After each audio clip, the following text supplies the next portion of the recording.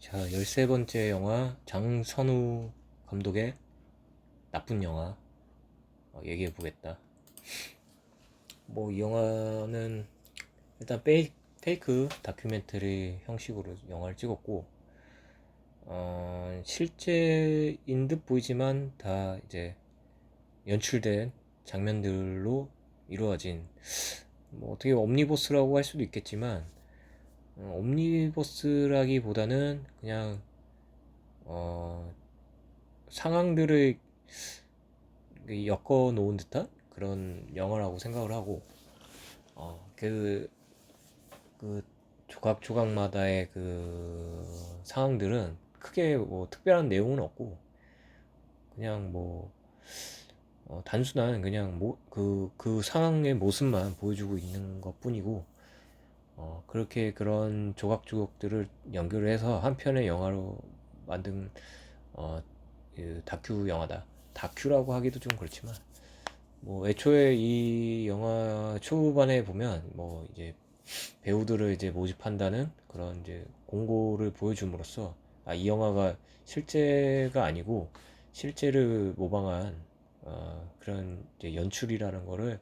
알 수 있게끔 장치를 해둔 게 좀 특이점이라 할 수 있고 이게 97년도작인데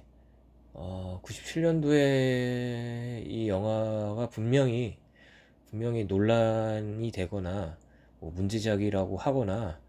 뭐 어떤 뭐 별의별 소리는 들어봤을 거라고 난 분명히 생각하고 영화 일단가 어떤 내용을 담고 있냐면 그냥 일탈을 하는 청소년들의 모습을 이제 보여주고 그 남자의 그 청소년들은 뭐 퍽치기를 한다든가 뭐 마약을 분다든가 아니면 뭐 호빠에서 일을 한다든가 뭐 등등 보여주고 여자의 청소년들은 뭐 룸사롱에서 일을 한다든가 뭐, 뭐 도둑질을 한다든가 뭐 등등 이제 뭐 아무튼 그 좋지 않은 이제 일탈을 하는 그러니까 비행 청소년의 그때 그 당시에 비행 청소년이라고 그랬는데 비행 청소년의 모습을 그대로 이제 담아 두었고 뭐 이렇게 청소년들의 모습들을 이렇게 쭉 이어 나갔으면 뭐 그렇다고 할 수 있는데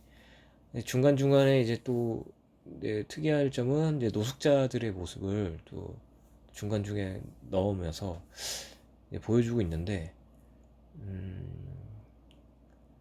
글쎄 이게 노숙자 워낙 그 일탈하는 모습이 세기 때문에 이 노숙자가 좀 가려지는 경향도 없지 않아 있는데 내가 봤을 때는 어, 글쎄 이게 그들의 미래의 모습을 보여주는 게 아닌가 생각하고 있는데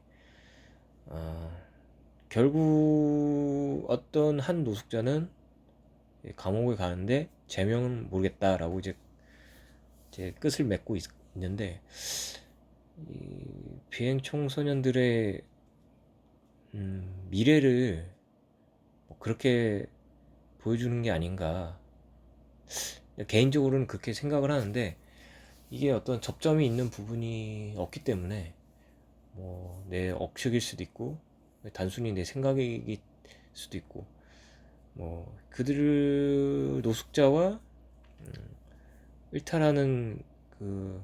아이들의 어떤 연결고리가 없기 때문에 뭐 아니라고 하면 어쩔 수 없는 부분이고 또 나처럼 생각하면 뭐 나처럼 생각할 수도 있는 거고 일단 그렇고 뭐 영화의 어떤 색감이나 뭐 그런 거는 필름 카메라를 썼기 때문에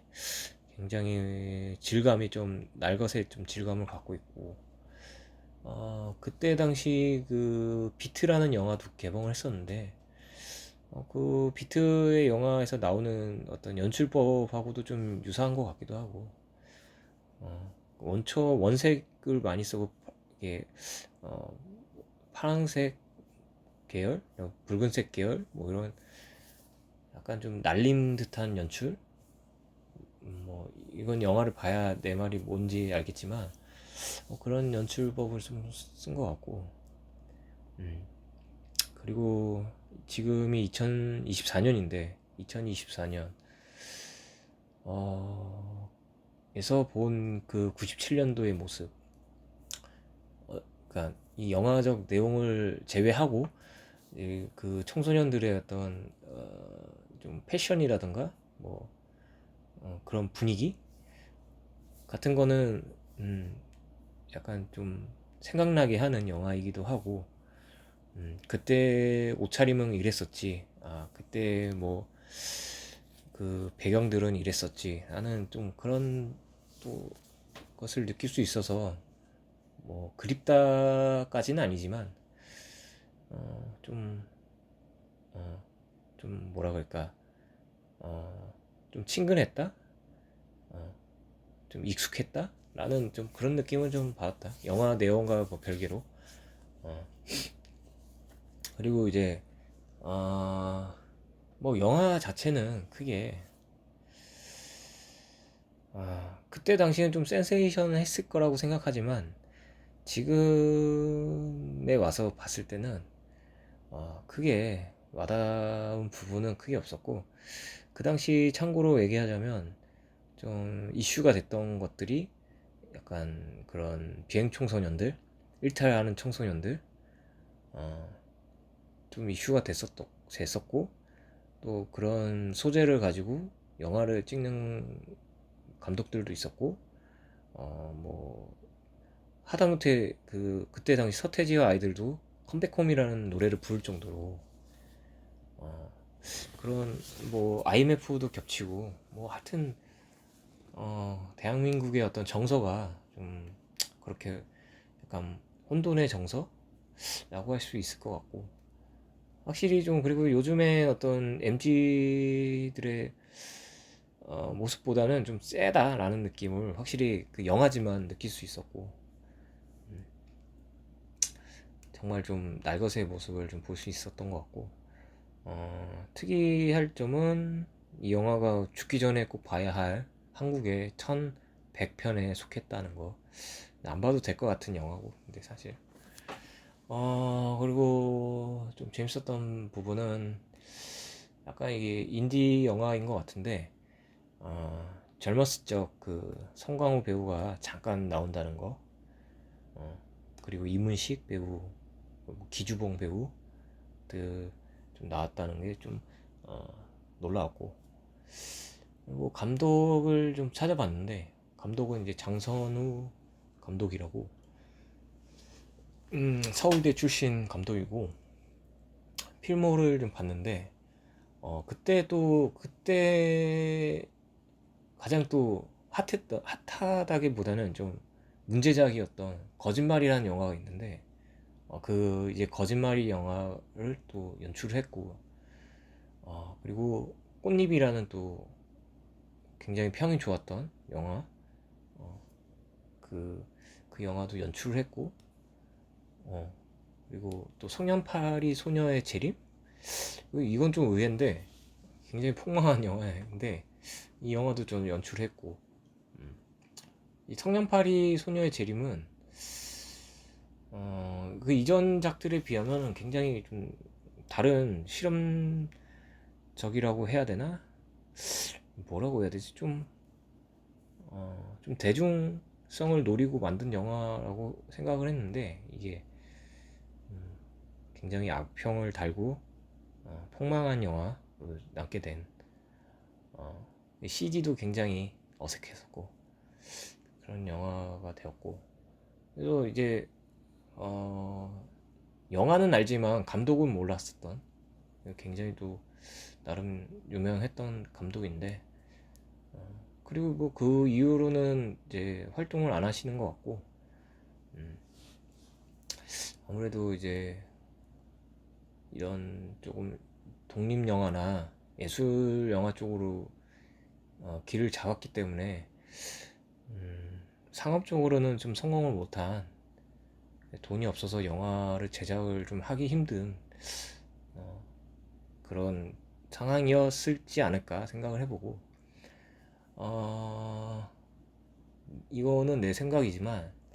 2000년대 초 중반까지는만 해도 우리나라가 예술 영화를 만드는 연출하는 감독들이 몇 명 있었는데, 그리고 그때 당시 또 3대 영화제에서도 수상을 하는 그런 캐거도 있었고, 어, 그 기점으로 해서, 그때 당시 기점으로 해갖고 그 전까지만 해도 우리나라에서 예술 영화를 좀 만들어야 된다는 약간 그런 풍조가 있었는데, 그 이후로 해서 그 예술 영화를 만들던 사람들도 다 거의 다 사라지고, 그런 감독들도 나중에 상업 영화를 찍고 있더라. 그리고 예술 영화를 찍는 사람들이 점차 사라지고 있더라. 현재는 거의 없다. 예술 영화라기보다는 뭐 드라마, 혹은 또 이 서사 구조가 탄탄한 작품성 있는 영화, 뭐 그런 영화는 대체로 좀 나오는데, 실험적이고 좀 전방위적인 좀 그런 영화들을 찍는 감독은 이제는 찾아보기 힘들다 라는 게 내 개인적인 생각이고, 그거는 아무래도 돈 때문이겠지. 이 영화를, 좋은 영화를 아무리 찍어도 돈이 안 되면 결국 뭐 투자자들이 투자를 뭐 하진 않겠지, 당연히. 그리고 점차 역량 있는 감독들도 이제 뭐 상업 영화를 찍거나 혹은 이제 묻히거나 그런 이제 시대가 된 것 같고, 뭐 아쉽긴 하지만 뭐 순리가 그러니 뭐 요즘에 어쩔 수 없다고 생각이 들고, 음. 요즘은 뭐 웰메이드, 한때 웰메이드 영화라고 해서 대중 영화지만 좀 생각해 볼 가치가 있는 영화, 뭐 그런 영화를 요즘엔 또 선호하니까 대중들이. 그래서 좀 풍토가 많이 바뀌지 않았나 생각이 든다. 그래서 이 나쁜 영화라는 영화는 일단 제목부터가 조금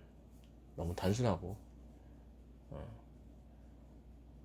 그리고 그냥 뭐라 그럴까, 다큐멘터리 형식이라 그런지 그냥 기록적인 면? 지금 와서 보면 그냥 그때 그 당시에 어떤 기록? 하지만 좀 더 구체적인 기록이라고 생각이 들고, 뭐 그 이상의 가치는 찾아보기 좀 힘들었고, 그렇다. 끝.